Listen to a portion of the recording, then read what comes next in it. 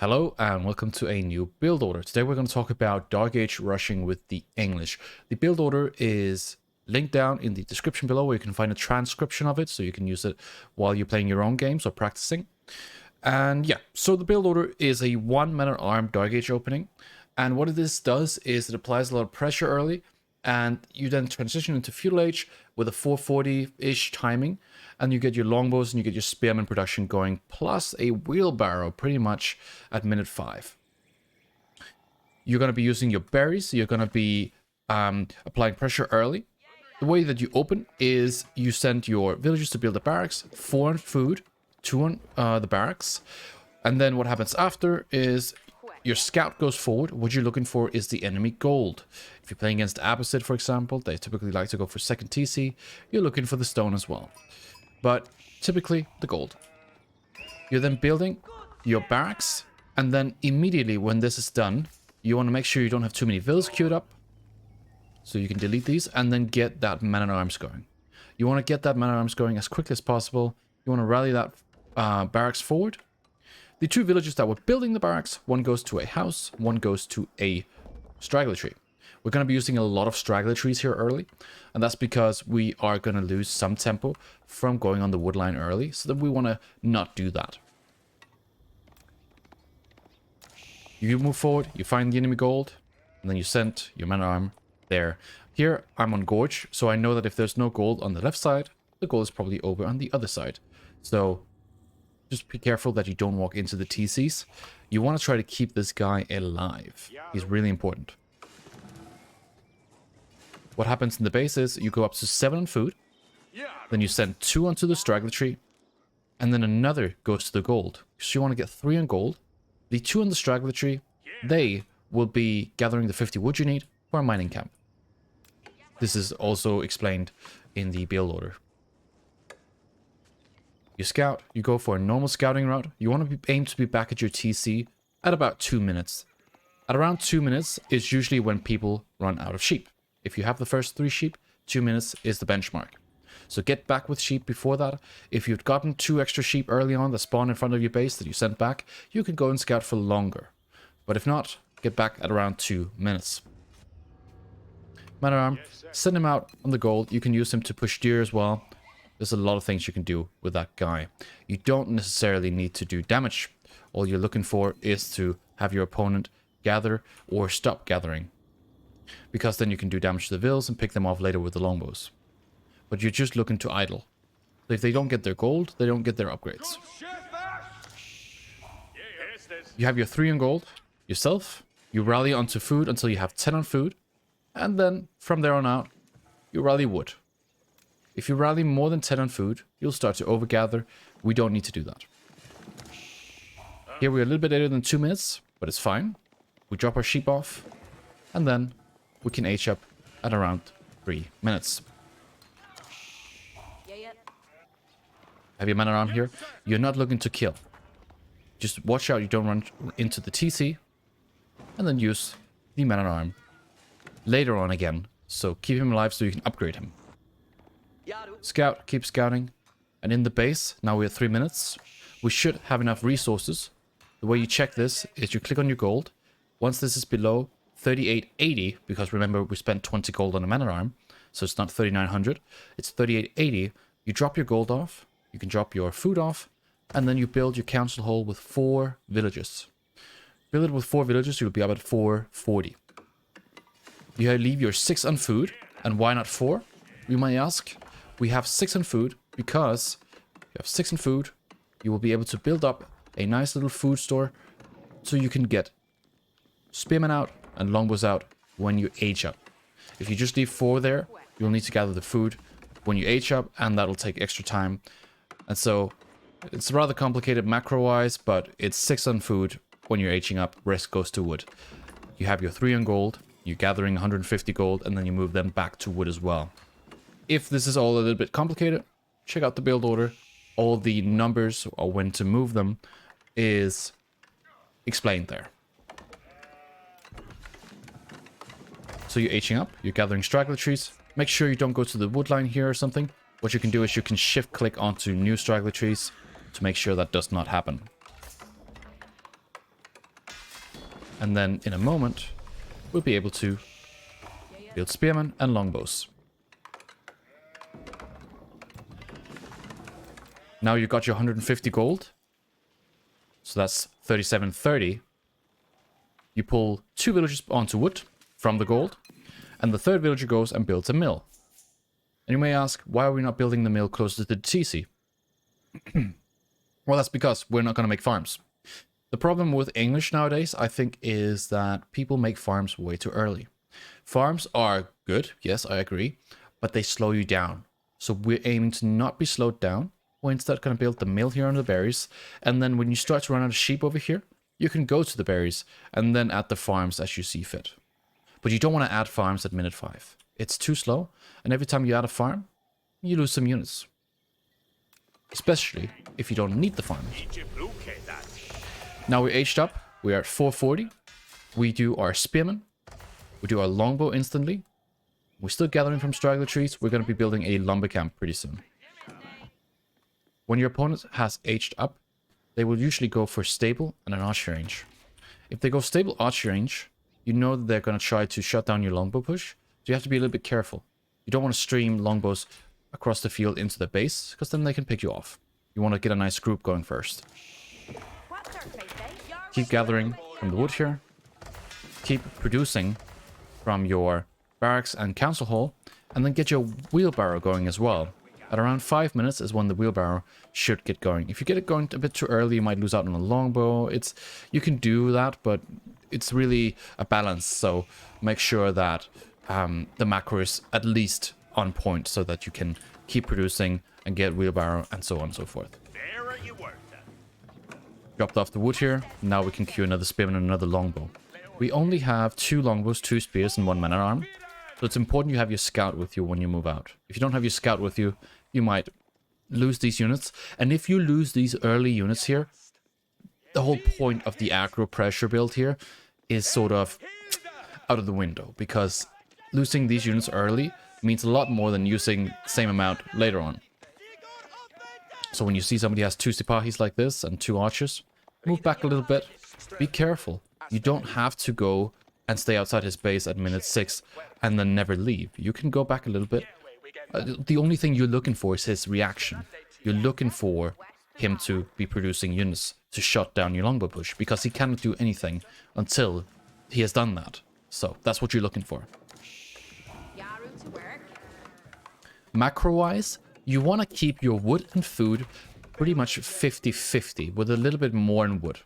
Because when you start to macro 50-50, you can keep a pretty simple longbow construction going with spears and villages. When you then see that you're starting to add too many on food and you don't really need all that food, you just rally onto wood instead. Take a look at your macro, make sure you're using all your resources, and then when you start to get too much food, just rally wood instead. Move a few food villages, and then with the wood villages, once you start getting too much wood, you build farms instead. So just keep circling around your opponent's base. You're streaming units across the field. Watch out that you don't get picked off in the middle. If you do, group up your units here, and then pull your front units a little bit more back. Because what happens is, if somebody goes and picks off your units in the middle here, they can now start to build up more units in their base and potentially overwhelm your front force, where you don't have access to go there. So be careful when you move out. When you fight, make sure that your longbows are shooting archers and that your spearmen are fighting horsemen or other cavalry units. If you can kill their scout, that is also very nice, because the scout provides them vision of where you are. At this time, it's also a good idea to start adding gold again. That's about 7 to 8 minutes. And about 8 to 10 minutes is when we add our blacksmith, so we can get our upgrades. Notice how we haven't made any farms yet. We're just gathering sheep. If you didn't get this many sheep, you can go on berries earlier. You don't need to add farms just yet. I would even advise you go on deers instead, if you're this early out of sheep. Because you have the map control, and there's no reason to get farms this early, because it will slow our production down.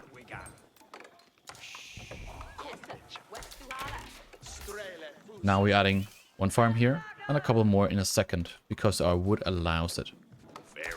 Most importantly, we want to keep producing spears and longbows. We're aiming to get about 35 units at around minute 10. If you get 30 units at minute 10, that's also okay. It really depends on if you're getting upgrades early or if you're focusing more on one type of unit than another. If your opponent moves out to try to pick off your units, just fall back a little bit. It's okay. And then make sure that you don't lose units unnecessarily. So this way you can actually play it really safe. We're not looking to do anything crazy. We're not diving wood lines. We're just applying pressure. And as long as our opponents are making units, we're good. Because in the long feudal, we are, as English, a lot stronger because of our farms. We're not adding in 16 farms right now. We're adding in a few at a time, just when our economy allows for it. Also, keep refreshing your lumber camps. Really important to do this. And then see if you can find some damage. Use your scout, moving forward. See if you can see the villagers. You don't want to go inside of the wood line with your longbows and spears, because then you die to TC fire. What you can also do at this point is you can build a tower here. Build that tower makes it so that your fights are a lot better, because all of your units start to attack faster. You don't have to do this, but it's a good move. Add a few more farms. Use the wood villages. Just keep rallying onto wood, and then get the farms going. As for longbows, snipe the scout. Now he can't see you again, and he'll have to make another scout. You can add a tower in your base if you feel like you lack the vision and your opponent's going out with cavalry early on. You can use the tower to see that coming. Also, the garrison. But notice how I'm just circling at this in this half circle around his base. Just looking to find some damage. Just looking for him to move out. But he can't do that. And at this point, we have so many units. And our economy is just scaling slowly. We're getting our farms. We still have our wood. We're getting our gold for upgrades. We've added another barracks now. I've added my blacksmith very late. And I've focused more on units. But you should probably add your blacksmith a little earlier. Then again, it depends. Now I see that he's going out on the berries. And when he goes out on the berries like this, that usually means that he's starting to run out of food. And so he could be going to the other side, to the berries up here, to the deer up here. All I'm really seeing is there is a point now where he might run out of food. Keep looking for damage. But don't take a fight here and then lose. You're just waiting and waiting and waiting until you've taken out a good amount of units, and then you go Castle Age. Here I took out a bunch of archers and I think also some Sipahis before. And to me, I feel like I'm very far ahead now. I'm going to start adding in my third farm setup now. And then I'm going to go Castle Age. So I'm going to be up to Castle at about 15 to 16 minutes. I'm going to get my upgrades on my units. And when I've gotten my upgrades, if he's not in Castle Age as well, then I can just move in. Because the upgrades are so strong. Here comes the farms. Once you have 3 full farm setups, you will have enough to go Castle Age. But you can also just get these 3 full farm setups, add more barracks, and then just spam man-at-arms. There are many ways to do this. I don't need to go castle to win this game, but it's the safest way to play it. So I see his army has a lot of Sipahis. I could probably take the fight, but I would come out not with a lot of units afterwards. So I decided to play this safe. I'm also adding a few walls. This is something you can do as well if you feel like you want to. It's a really good thing to do if you're under pressure too. So yeah. Barracks are being added and I'm maxed out onto gold. And now I'm going to go and age up to the next age. I'm going to be aging up with food villages because I'm already getting a lot of food from the farms. I took a few gold villas, but I still have about 13 on gold. And then I leave a few on wood as well. The reason we don't use our gold villages is quite obvious, but a lot of people don't really know this, is because you want to gather lots of gold. Because the whole reason you would go castle in the first place is just to get gold. If you go castle and you don't have gold, what was the point? You didn't get anything from going castle when you didn't have any gold. You can't make your monks, you cannot make your veterancy upgrades, and you cannot make your gold heavy units. So that's what you're looking for. Here, I lost my scout before. I want to make a new scout pretty early. Whenever I lose my scout, I make a new one for my TC if I don't have a stable. So you always have one scout at least. I moved back because if I don't have vision, I might be caught out of position. Age up with King's Palace. King's Palace is a quite important landmark. If you go White Tower and you're in that situation where White Tower is needed, there's a high chance that the game is going to go really, really tough for you because you're not going to be scaling. And there's a high chance that your opponent will. Get your barracks, get your monastery, and then just get your upgrades. You're looking for +2 ranged armor, you're looking for your man-at-arms upgrade, and one of the more important ones is also the longbow upgrade. Then you can move forward when you have these upgrades, and then try to find this army.